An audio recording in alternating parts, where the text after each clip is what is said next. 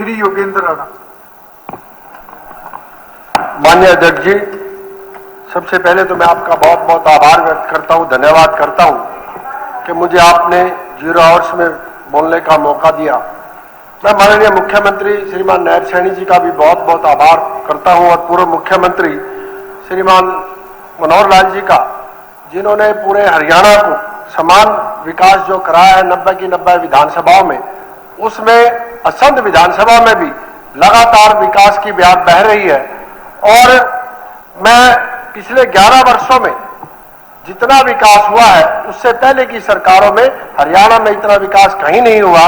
और इसी के संदर्भ में माननीय अध्यक्ष महोदय, मैं आपके माध्यम से माननीय मुख्यमंत्री जी से निवेदन करूंगा कि पिछले अभी 3 अक्टूबर 2025 को माननीय मुख्यमंत्री जी ने असंध में एक सिविल हॉस्पिटल की शिलान्यास रखा था। उसमें पिछले 1 महीने से काम में थोड़ी रुकावट आ रही है। माननीय पीडब्ल्यूडी मिनिस्टर भी यहां बैठे हुए हैं।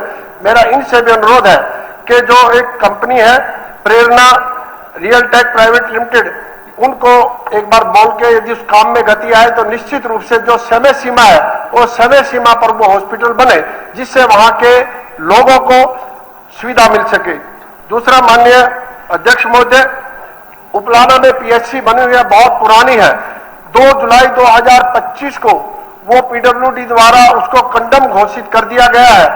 माननीय मुख्यमंत्री जी से मेरा निवेदन है, माननीय पीडब्ल्यूडी मिनिस्टर से भी मेरा निवेदन है कि वहां पर नई बिल्डिंग बने तो जिससे वहां के मरीजों को आने जाने में और उसका ठीक से लाभ उठा सके। और तीसरा, माननीय अध्यक्ष महोदय, मैं आपके माध्यम से कहना चाहूंगा कि पोपड़ा के अंदर एक पीएचसी बनी हुई है, वहां पर 4 दीवारी के लिए लगभग 21 लाख रुपए की ग्रांट आई थी, वो किसी कारणवश नहीं बन पाई।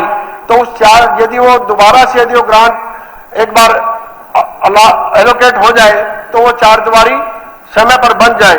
ऐसे ही माननीय अध्यक्ष महोदय, हमारा जुंडला एक कस्बा है, पहले वो विधानसभा के रूप में भी जाना जाता था, वो करनाल से लगभग 16 किलोमीटर दूर है। यदि उसमें सब तहसील बन जाए जिससे वहां लगभग 20-25 गांव लगते हैं, उन गांव के लोगों को किसी भी राजस्व काम के लिए करनाल में जाना पड़ता है और उनका काफी समय भी और पैसा भी बर्बाद होता है। यदि वहां सब तहसील का दर्जा माननीय मुख्यमंत्री जी जुंडला को दे दे तो वहां के लोगों को इसका लाभ मिलेगा।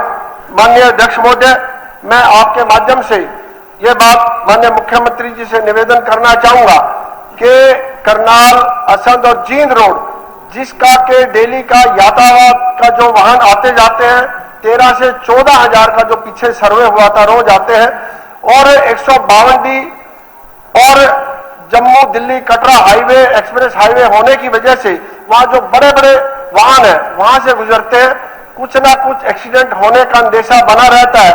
यदि उस सड़क को 4 लाइन कर दिया जाए तो निश्चित रूप से वहां के जितने भी यातायात के साधन आते हैं, वाहन आते हैं, उन सबको इसका लाभ मिलेगा।